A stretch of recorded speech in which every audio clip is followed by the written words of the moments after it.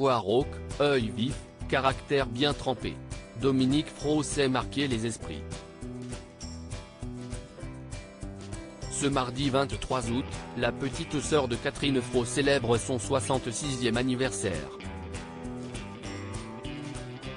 L'actrice française présente un CV riche, bien que le public se souvienne peut-être plus d'elle sur les planches d'un théâtre que sur le grand écran.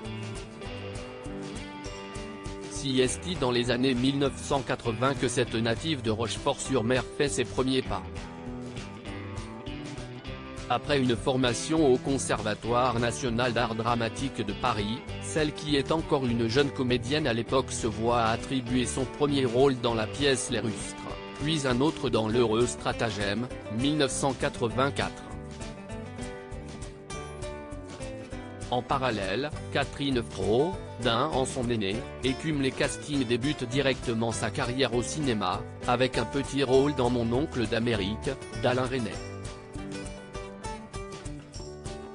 Si la maman adoptive de Suzanne finira par multiplier les récompenses cinématographiques, avec 10 nominations au César, la première trouvera son plaisir sur les planches, où elle se sent la plus à l'aise.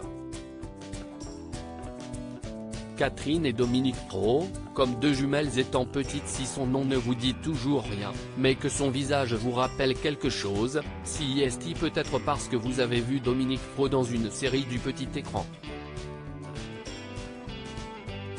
Si est Soda qui l'a fait connaître de toutes les générations.